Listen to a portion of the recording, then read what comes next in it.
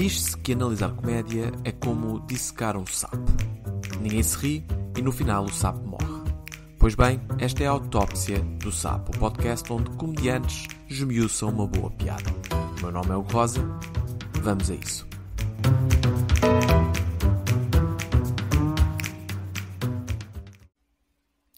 O comediante convidado desta semana é, para usar um termo que descobri recentemente que provoca alguma inveja à Joana Gama, é um comediante dos comediantes. Aclamado por quase todos como um dos melhores a fazer stand-up em Portugal, já há quase 20 anos. É benfiquista ferranho, comenta jogos de futebol para a Rádio Observador, faz parte ou fez parte do podcast O que a Casa Gasta, com o Instituto Mais Liberdade, e participa no podcast Desporto Campeão. Ao longo da carreira lançou 2 solos, o primeiro 13 e o segundo Mãe. Ele é o João Pinto. Como está, João? Estou uma maravilha, pá. Estou uma maravilha. E depois desse cardápio todo, só me sinto melhor. Eu já partilhei isto aqui, eu faço sempre esta introduçãozinha. Epá, e há malta que vem aqui e que tem um carreira e etc. Depois há outros que é mais difícil puxar dos feitos, não é? Ele respira de manhã. Exatamente. Olha, eu disse aqui, não é? Portanto, começaste a fazer aí no... Como é que se chamava o programa da RTP2? Onde Sempre em Pé. O Sempre em Pé, nem mais, pá, em 2007. E 2 solos aqui na tua lista. Há um terceiro, a caminho, faz parte dos objetivos, ou é daquelas coisas que não sentes essa pressão? Tive aqui há uns dias uma ideia, mas ainda não me convenci que a ideia é boa. Portanto, okay. Deixa ver. Ok, está bem. Está aí algo no forno que talvez... Está alguma coisa aqui atrás, mas... Tem que ter piada, isso é uma chatice. Portanto, se não tivesse que ter piada, era garantido. Estava feito, e já amanhã. Ter piada, a coisa complica um bocado. Não, isso não é problema para ti, para ti. E obrigado de novo por teres aceito o convite para participar neste podcast. Eu acho que devíamos começar o nosso pequeno tolo exercício de dissecar, analisar uma piada. Portanto, pedia-te neste momento que dissesses qual o humorista que em causa e que enunciasse a piada em causa para começarmos o nosso exercício. Pode ser? Pode, sim, senhor. Então, o meu comediante favorito é o Eddie Izzard. Yes. E, portanto, é fácil escolher o comediante favorito, pois é muito difícil escolher a piada dentro daquilo que o Eddie já fez. Yeah. A que eu escolhi foi uma que ele tem, que é o Learning French. Que eu gosto muito. Há uma que nós dois gostamos muito, que é uma que ele tem sobre o Lord of the Rings, em que ele começa a dizer...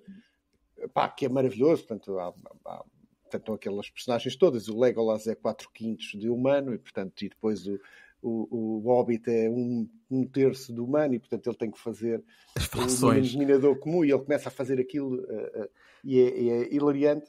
Esta do Learning French é hilariante também, porque se a outra é para quem teve matemática, esta é para quem teve francês, e é qualquer coisa de extraordinário. Portanto, consegues dizer mais ou menos qual é que é porque é difícil, não é? Isto é o Eddie Izzard, que é basicamente um homem que faz tipo sketches de uma pessoa. Aquilo não é bem stand-up, ou mas não é. É muito difícil, não consegues isolar uma piada, mas consegues pôr aí qual é que é o cerne daquilo que ele faz. A nível de cerne, sou ótimo. Portanto, o que é que ele faz? Portanto, o que ele diz é uma coisa que nós todos pensámos quando estávamos a aprender francês, que é, quando eu aprendo as frases, o rato está debaixo da cadeira, o gato está debaixo da mesa e o macaco está em cima da prateleira, como é que eu uso isto numa conversa? Como é que eu uso isto numa conversa? Portanto, eu chego à França e peço um bilhete de comboio e digo, então, como é que está? Então, hoje, 3 da tarde, está a bom tempo. Você sabe, o rato está debaixo da mesa, o gato está debaixo... E o macaco está em cima da prateleira. Yeah. E é muito difícil meter isto numa conversa. E isto já tem piada. Então, mas como é dizer, não chega. Portanto, Ele começa a complicar e começa a dizer, não. Porque eu estava em França, porque eu gosto muito de França, estava em França, estava numa esplanada, e estava a dizer, eu ponho, je mets la cuillère dans le... não sei o que mais. Depois começa a dizer... ou ele, e começa a fazer perguntas em francês, e um comediante em francês, para uma plateia em inglês, e portanto as pessoas estão a ouvir, estão-se a rir, porque ele está a fazer o boneco, mas não conseguem perceber muito bem o que é que ele está a dizer, e no fim ele diz, e já agora, le souris c'est sur la table, le chat c'est sur la chaise, et le singe é sur la branche. Ou seja, ele começa a dizer aquilo, e as pessoas dizem, quoi? E ele depois remata com, bem, para todos vocês que não falam francês, este bocadinho foi hilariante. Certo. Yeah. E depois, ainda não satisfeito com isto, ainda leva a coisa a dizer, e eu, para conseguir meter isto numa conversa, então o que é que eu tive que fazer? Tive que pegar num gato, num rato, num macaco, numa cadeira, numa mesa, levar tudo para uma zona de intensa florestação em França e criar o cenário e esperar que alguém chegasse. E quando alguém chega, eu dizia-lhe, olha, sabes, como é que estás? E ele diz, estou bem. Tu és travesti? E ele diz, não, sou um travesti executivo. Ah, muito bem. Mas espera, o gato está debaixo da mesa, o rato está não sei o quê, e o macaco, onde é que está o macaco? Epá, e é absolutamente hilariante aquela maneira como ele pega numa coisa que nós todos vimos, que são frases de iniciação do mais básico que pode haver em qualquer língua, e transforma aquilo numa piada absolutamente hilariante. Porque é giro, ele claramente é um gajo que parece que ele gosta de se meter a si mesmo em sarilhos, que é, ok, eu vou meter-me por um sketch adentro, em que, epá, eu tenho noção onde é que isto vai, não é? Mas parece que às vezes ele até está a inventar, e ele vai, mas a base é sempre uma coisa muito mundana. Tem aprendizagem de línguas. É certo? Super infantil. Infantil. A coisa que eu mais gosto no Eddie Izzard é que ele nunca deixou de ter 12 anos. Nunca deixou de ter 8 anos. E aquela cabeça continua a pensar como se fosse uma criança.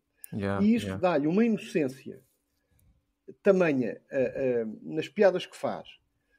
Depois, cruzada com o conhecimento que ele foi adquirindo e com a inteligência que tem e com a sagacidade que também tem. Na análise dos problemas reais e graves. Em que ele analisa a história, filmes.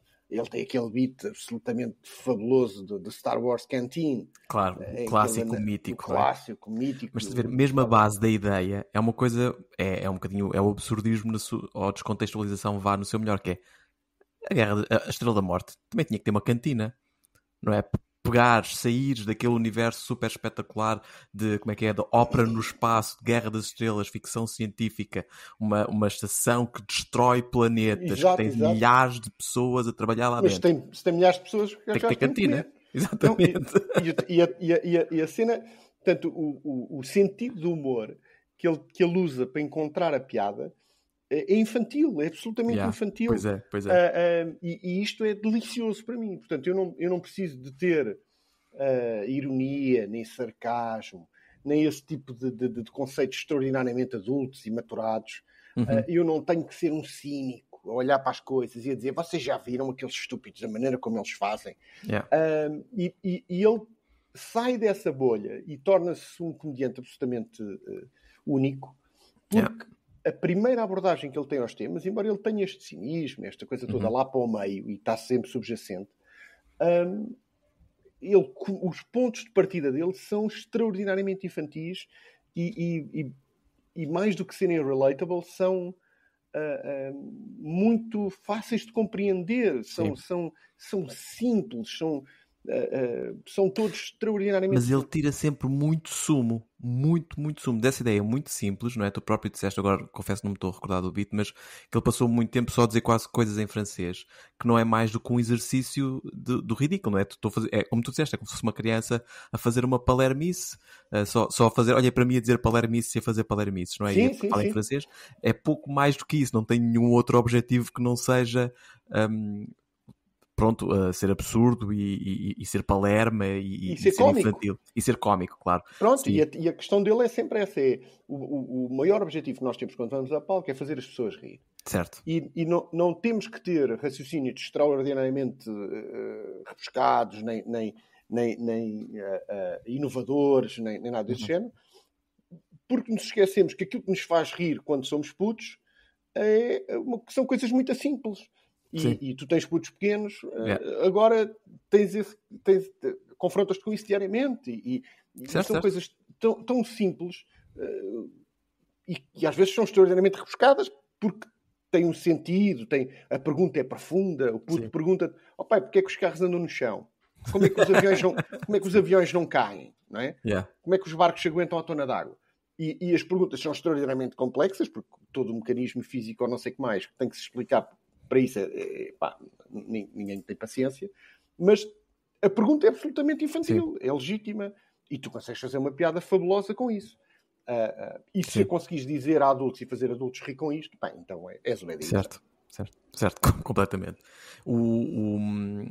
E é engraçado, eu acho que portanto, para além de tudo aquilo que tu disseste, o sketch do Senhor dos Anéis, para mim, está perfeito, não é? Eu vi-o ao vivo pela primeira vez quando ele veio cá, sei lá, em 2014, ou uma coisa do estilo, e até hoje acho que foi do que eu mais me ri na vida. Foi ele a navegar, portanto, não é? A Irmandade do Anel a dizer, não sei dizer mais, tu tens tens a minha espada, sou apenas um homem, e eu vou contigo, Frodo. I am but one man.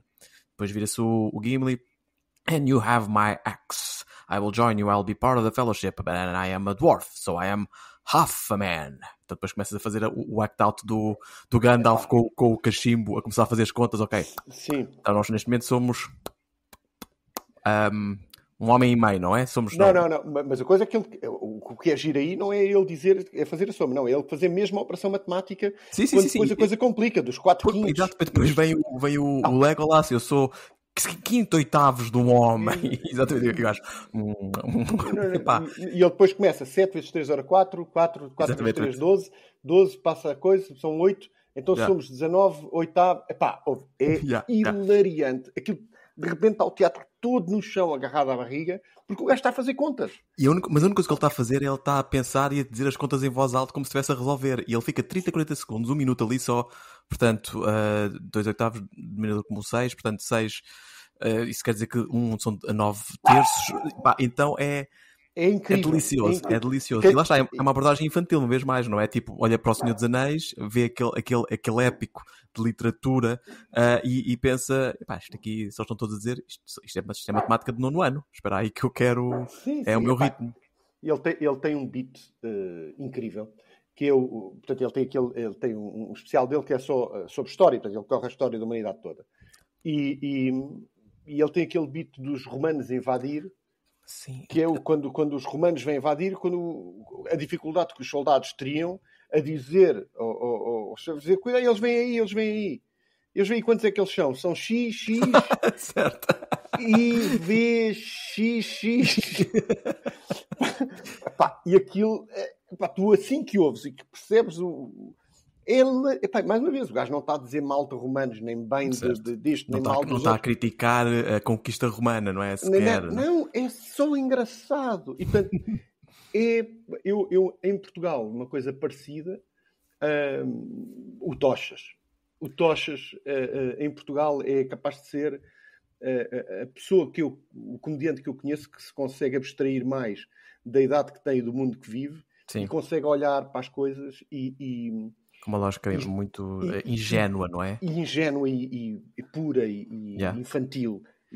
Mas isso é muito engraçado, porque no caso do Tocha tens razão, no caso do Eddie Izzard, naturalmente, mas mesmo tu também és um gajo que a fazer e a escrever vives mais no campo dali de um personagem que tem, neste caso não é ingênuo, mas sei lá, se calhar descreveria como ali um Tuga vezes 2, um Tuga ao quadrado.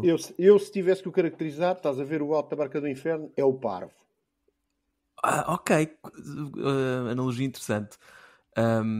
Acho que tens um bocadinho mais do que o parvo, talvez, ou então já não estou up-to-date o suficiente na minha literatura portuguesa para me recordar todos os detalhes. Mas a pergunta que eu ia fazer é, nestes cenários, ou neste caso para ti, que a maior parte das vezes estás a escrever dentro ou mais dentro de um personagem de qualquer um de nós, como é que é este processo de escrita, não é? Porque eu escrevo stand-up do meu ponto de vista, único e exclusivamente. Então é fácil pensar em alguma coisa, pegar em alguma coisa que eu pensei e tentar... Fácil não, mas pronto, é esse o meu ângulo e tentar extrapolar para um ângulo cómico. Tu que vais para ali, não é? E tomas ali um bocadinho logo a tua linguagem, a tua linguagem corporal, algumas expressões que claramente não usas no teu dia-a-dia, mas que o João Pinto em palco usa, não é? Noites, estamos... Exato. Vamos lá. Beijo, palmos para o miúdo, faz favor. Tipo, não és tanto assim, não é? Portanto, como é que tu escreves dentro desta bolha de um personagem? Pronto, o que me faz ser essa personagem em palco são duas coisas. Primeiro é o bairro onde eu vim, nos Olivais. Portanto, certo. Aquela música. Sou absolutamente apaixonado naquele dialeto, aquela música mesmo apaixona-me. E depois é exatamente essa inocência de quem, não tendo se calhar um curso superior ou não tendo nascido com conta cheia de dinheiro, tem que se fazer à vida e tem que ganhar a vida. E as dúvidas que estas pessoas têm, as dúvidas que esse extrato social tem, muitas vezes são tão inocentes e infantis quanto, por exemplo, aquilo que estamos a querer ir buscar ao Eddie Izzard. E eu gosto muito desse bocado. Gosto muito. Eu normalmente comparo a minha comédia, salvas devidas distâncias, ao Big Fish. O Big Fish do Tim Burton tem uma personagem que, quando ele está a contar as histórias ao filho, ele conta as histórias ao filho sempre extrapoladas, sempre hiperbolizadas, com as personagens com quem ele se foi cruzando. Portanto, ele conheceu duas gêmeas, mas não, na história são duas siamesas. E, portanto, para mim, o que eu tento trazer ao meu stand-up, o processo é esse. É começar com uma história que seja verosímil, depois começar a torná-la mais engraçada e no fim é só cómica. No fim é impossível que aquilo aconteça. É claro que o urso da natura não ganhou vida. Mas, e não foi a dor da restauração, certo? Epá, que engraçado que isso é. Sim. Imaginar esse cenário. E, portanto, esse exercício de escrita, para mim, é o estar na personagem do Gajo dos Olivais ou não estar na personagem do Gajo dos Olivais é um bocado indiferente, mas estando na personagem do Gajo dos Olivais torna-se verosímil até mais tarde. Ou seja, ele adia porque ele é e porque tu tens esse Gajo dos Olivais em ti, não é? Um bocadinho claro, aquela pode mostrar um Gajo dos Olivais, mas nunca tiras os olivais de um gajo, não é? O Rui Cruz de uma vez disse uma coisa que é sim, tu fazes aquela personagem em palco. Eu acho muito engraçado que ele diga isso, porque realmente é isso. Pá. Eu só olhar para mim, sou um gajo com 50 anos, que tem um bacharelato, que tirou um curso superior nos pelos do Exército, porque aquilo tinha ligação do 12º para o curso superior, e portanto, se calhar se fosse uma qualquer não me safava, e que fui fazendo a vida em profissões que me apareceram à frente. E, portanto, nunca fiz nada para ser contabilista, nem gestor de projeto, nem nada, não tinha nenhum plano, a coisa foi acontecendo. Portanto, nesse aspecto, quanto mais velho sou, mais me reconheço realmente com a personagem que faço em palco, e cada vez me custa mais não ser simples e não ter abordagens simples às coisas. Seja em que situação for. Não, eu acho que é engraçado que o que eu estou a descobrir não é sempre verdade, não é? Mas já gravei alguns episódiozinhos. Há sempre algum ponto de ligação entre o humorista que a pessoa traz e o humorista convidado que a pessoa é. Há sempre algum ponto de ligação. Eu acho que entre ti e o Eddie Izzard já traçaste aqui, não é? Como disseste bem, não é? Salvaguardando as devidas distâncias dos níveis de excelência que estamos aqui a falar, dos humoristas que estamos, entre aspas, a dissecar. Mas há sempre algum ponto de ligação que eu consigo estabelecer, e acho que aqui não é diferente. Não, e também porque são referências. Sim, e tu habituas-te, alimentas-te daquela e de repente o teu cérebro também molda, não é? O teu cérebro também espero nunca o ter plagiado. Pode ter acontecido sem querer, mas a ideia é essa, é uma referência, portanto passa a ser a pessoa que tu queres imitar, a pessoa que tu queres ser igual a ele. É uma influência, a forma como a malta que pinta tem influência de pintores que admira, malta que escreve tem influência, não é? Retirando aqui alguma noção de grandiosidade por causa de estar a comparar com outras artes, mas pronto, acho que faz sentido. Eu gostei muito de tenhas escolhido Eddie Izzard e gosto de tenhas escolhido Eddie Izzard porque na realidade é muito difícil analisar a estrutura. Nós estamos a analisar, acho que forma, talvez, não é? Porque mas apesar de tudo ele tem punchlines, não é? Ou seja, não é uma coisa completamente abstrata que não vive sem um trabalho que, ok, eu agora quero pôr esta punchline aqui. Por exemplo, no sketch do Star Wars Canteen, quando o Darth Vader está lá, não é? A confrontar o gajo da cantina que não lhe quer servir, ou já não me recordo, porque já não havia, como é que era? Penne alla arrabbiata, não era? Penne alla arrabbiata. Exatamente. E ele diz assim, I am Darth Vader, I am the Darth Lord. Do you know who I am? Do you know who I am? Mr. Stevens. Exatamente. Mas é uma piada. I am in charge here. Are you Mr. Stevens? Porque lá está, no universo daquela pessoa que está a servir, tipo, não, o patrão é o Mr. Stevens. Exatamente. Eu não sei Are you Mr. Stevens, head of catering? No, I am not head of catering. I run the Death Star. I run the Death Star. This is a Death Star. Yes, this is a Death Star. E ele tem até uma outra coisa engraçada que é, ele depois acho que num special que lançou há pouco tempo, ele faz tipo uma sequela deste beat, que é uma daquelas coisas que só basicamente acontecem em música. Em música tu tens malta que é, toca aquela! E os gajos já dizem, olha, tenho uma versão nova dessa. Não, ele faz isso. Portanto, todo o espetáculo, este último espetáculo que ele teve, que obviamente não passou por Portugal e por senão tínhamos ido lá todos ver, é isso mesmo, são os melhores beats dele, o das abelhas, o Covered in Bees. Não me recordo. Ele foi o primeiro grande beat dele foi esse. Ok. Os fãs dele são beekeepers. Que giro, não sabia. Portanto, o primeiro grande beat dele é esse do Covered in Bees. Em que ele basicamente explica que é muito difícil para um apicultor receber pessoas em casa. Porque tu estás a chegar e dizes, olá, como é que estás? E as pessoas dizem, hey, you're covered in bees. Sim, mas eu estou tranquilo com isso. Queres ver alguma coisa? E pronto, o que ele faz neste novo espetáculo é isso. Ele pega nos melhores beats dele, nos beats que as pessoas conhecem, as maiores referências dele, e reutiliza-os todos. É o que tu dizes, faz aqui uma sequela, não é? É uma maravilha. E ele é até impressionante porque ele depois, enquanto mesmo humorista, pronto, para além do espírito e da imaginação dele, é um gajo de outro nível. Ele, se não estou em erro, em quantas línguas é que ele aprendeu a fazer stand-up e andou a fazer? Sei que pelo menos francês, alemão... Ele é único. Nesse aspecto é único. Não sei se não fez em espanhol, também não estava de volta volta disso. Tem disso. espetáculos em inglês, em francês, em alemão. Mas é de estilo ele aprender a língua para fazer, não é de estilo eu já sei falar. Eu vou aprender. Ele não só vai aprender, como vai para lá. Ele vive nos sítios durante um tempo que é para aprender o inglês, o espanhol, o inglês não, mas o espanhol, o francês. O dialeto, o calão. Exato, o corriqueiro. Exato. E depois era o homem das 50 maratonas em 50 dias. Yeah. Era Nadou o Canal da Mancha, se não estou em erro, não foi Sim, Canal pronto, da Mancha. ele tem sempre estas questões que fazem dele único. Fazem dele MP eleito no Reino Unido também, não foi? Ou não? Acho que ele se queria candidatar, mas depois nunca se candidatou. Sim. Ok.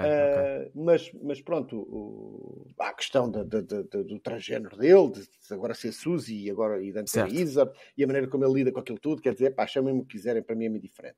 Sim. Portanto, vê-se que há ali uma catrefada de gente dentro de uma pessoa. Certo. E são todos impecáveis. Portanto, eu recebi-os todos cá em casa. Certo, coberto de abelhas. Coberto de abelhas, sem dúvida. Sim, o Eddie Izzard é giro porque é um daqueles que eu não me recordo. Ou há sempre gajos que, quando tu estás a descobrir stand-up comedy, ou pelo menos foi essa a minha experiência, que tu vês stand-up comedy, aprendes, aparece um gajo que quebra o molde. Vês stand-up comedy, aprendes, e aparece um gajo que quebra novamente o molde. Não é? E portanto o meu molde com o qual eu aprendi a crescer no stand-up é o Seinfeld, não é? Portanto, o mais, digamos, straight man observacional possível, e depois foi aparecendo malta que foi quebrando esse molde, até o Dane Cook numa fase inicial.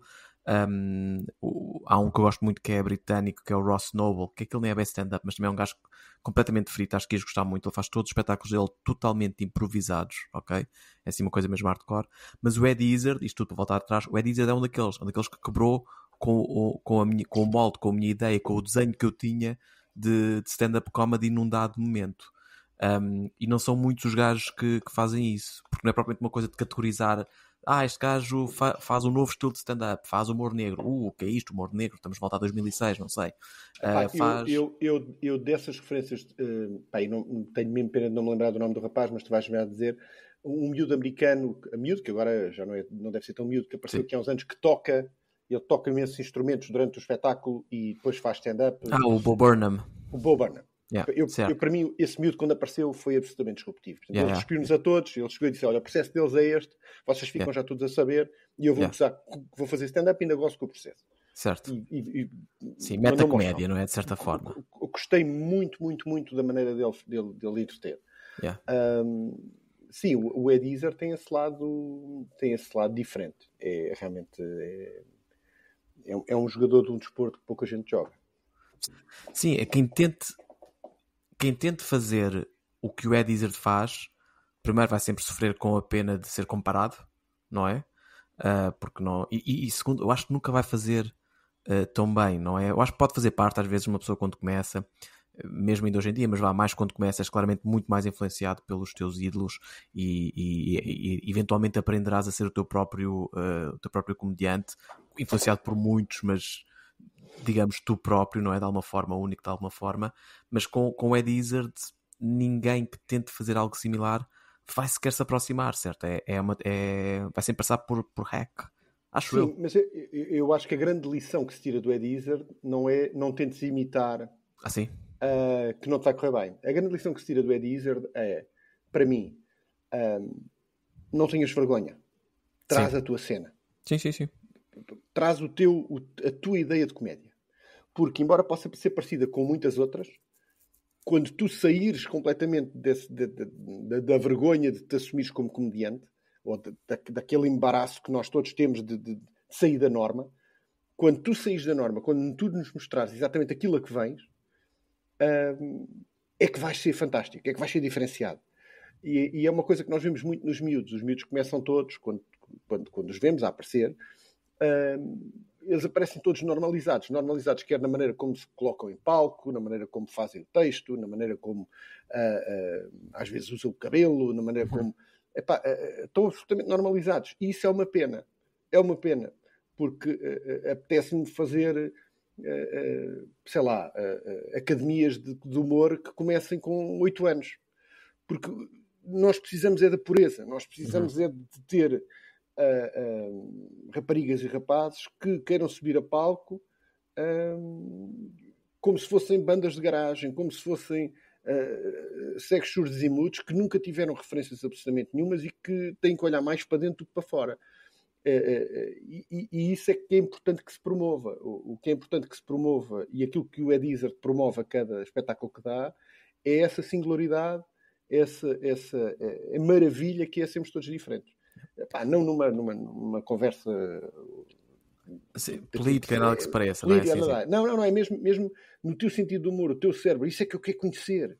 Eu quero é conhecer isso que está aí dentro da Mona. E que bom que era que cada miúdo que estivesse a começar, assim que se sentisse à vontade para o fazer, o fizesse. Não quer dizer que não haja casos muito extremos de malta que às vezes aparece e a primeira impressão é tipo, este gajo é demasiado fora, mas mesmo essas pessoas, eventualmente, e isto é importante, não é? Que é um processo de descoberta contínuo, se insistirem o suficiente, ou seja, podes começar a achar nos dois extremos, provavelmente, ou começas muito fora, não é? Tipo uma coisa tão, não vou dizer sem estrutura, mas tão hiperbolizada que eventualmente vais dar uns passinhos e encontrar onde é que aquilo encontra o funny e é diferente, e a malta começa super padronizada, não é? De tudo, desde o chegar, olá, o meu nome é, um aplauso para o que veio antes de mim, foi o meu tempo, obrigado, agora convosco um grande aplauso para o meu grande amigo, todas aquelas muletas que todos nós temos e dizemos, mas tipo, saber sair disso, e cagares um bocadinho para isso, percebes? Só porque toda a gente acha que é educado chegar lá e fazer as coisas de uma certa forma, não quer dizer que não possas quebrar com isso e encontrar o teu, lá está, a tua forma de fazer. E eu sinto que tem aparecido mais malta diferente, mas como é óbvio, é um processo de descoberta. Ninguém no início, nos primeiros anos, tem uma boa noção de onde é que vai parar enquanto comediante. Sim, portanto. por isso é que eu digo, uma coisa é um bocado quando tiras a carta, né? Portanto, quando tiras a carta estás preocupado com o teu carro, saber se tens o pisco, onde é que estão as luzes, onde é que está a chave. Mas depois tens de começar a levantar a cabeça e olhar para a estrada. E depois tens de começar a perceber para onde é que vais. E portanto, eu aceito tudo enquanto ainda estás a olhar para dentro do carro. Quando estavas a olhar para dentro do carro, tens que saber o mínimo para sair da garagem. Tudo bem. Mas quando começas a olhar para a estrada, só veres a mesma coisa que os outros veem, só dares a mesma coisa que os outros dão, só por uma questão de aceitação, por uma questão, se calhar, de carreira. Portanto, estás a promover condução em contramão, não é? Tu achas que as leis da estrada... Exatamente, isso mesmo, off-road. Exatamente, sai do carro, vai andar. É o que tiver que ser. Quero só dizer que o podcast Autópsia de Sapo não se vê representado nas opiniões de João Pinto no que toca à rodoviárias. Mas é isso mesmo. E eu fico tão contente. Nós passamos algumas horas por semana no Comedy Club e sabemos o que é ver miúdos que estão a começar todas as semanas. E eu fico tão contente quando, depois deste primeiro processo, começamos a ver coisas diferentes e começamos a ver miúdos a sair da casca e a mostrarem coisas diferentes, que eu acho que é isso, essa sanidade que o stand-up dá a quem o faz, que é encontrar o seu lugar. Eu até acho que é capaz de ser redutor, mas eu acho que tu começas a perceber se alguém tem, vamos dizer, longevidade no stand-up quando vês o segundo set dele ou dela de 15 minutos. Porque o primeiro, lá está, por todos os motivos e mais alguns, é o que for. Ou é demasiado padronizado, ou falta-lhe, não é? Dizemos sempre falta punch, falta estrutura, falta whatever, e não está lá. Mas depois o segundo não só envolve a partir de uma evolução, como vai trazer algo diferente, e mesmo assim pode parecer estúpido, mas tirar mais 15 minutos de ideias novas é difícil. Qualquer um, eu acredito piamente nisto, qualquer pessoa deste mundo provavelmente conseguia escrever 10 a 15 minutos, que ao fim de 1 ano, 2 anos a otimizar, fazia em qualquer comedy club do país e com um grau de sucesso aceitável. Qualquer pessoa. Mas aqueles que depois fazem mais 15 e mais 15, depois é uma hora, depois é mais uma hora, vai outra hora, e daqui a bocado são 15 ou 20 anos, como é o teu caso, a produzir material continuamente. Eu acho que aí é que está o grau, digamos, a prova do algodão, porque, pronto, mas voltando um bocadinho mais atrás, é ali naqueles 15 minutos em que eles começam a arriscar coisas diferentes. Sim, o que eu digo é duas coisas. Primeiro, na minha cabeça, e na minha cabeça de matarruano, eu acho que toda a gente consegue fazer tudo, pois é uma questão de tempo. Certo. Portanto, concordo contigo, mas é verdade para tudo. Depois, em relação aos miúdos, eu não sei se é a segunda, se é a terceira, se é a 15ª, se é o que for. O que eu digo é que o stand-up realmente é fácil, é uma coisa simples de fazer. Isto não é preciso ninguém ser extraordinário para fazer stand-up. O que é difícil é tu tirares alguma coisa para ti do stand-up. É isto fazer-te bem, percebes? Isto tem que ser... É a mesma coisa que jogar à bola, fazer o que for a nível de hobby. Isto tem que te fazer bem. E eu acho que isto só nos começa a fazer bem nesse ponto. Nesse ponto em que estamos a dizer coisas em que se vamos para lá para fazer as pessoas rir. Primeiro as pessoas estão a rir e depois se estão a rir dentro do nosso mundo, em que nós abrimos a nossa porta e dizemos, olha, venham aqui ao meu mundo ver como é que é. Chega aqui aos olivais um bocadinho. Exatamente. E se as pessoas entram no teu mundo e veem o mundo igual ao dos outros todos, não quer dizer que não se riam, não quer dizer que não sejas famoso, não quer dizer que sejas extraordinário. Mas ficas sempre a pensar, poxa, como é que isto seria se eu abrisse outra porta? E portanto não tenham medo, arrisquem que às vezes vale a pena. Acho que já deixámos aqui um conjunto gigante de lições de vida para aspiring comedians. João, muito obrigado por ter aceito o convite, muito obrigado por teres trazido o Eddie Izzard. Espero continuar a ver-te aí no Comedy Club muitas vezes. Um grande abraço, meu amigo. Um grande abraço, até à próxima.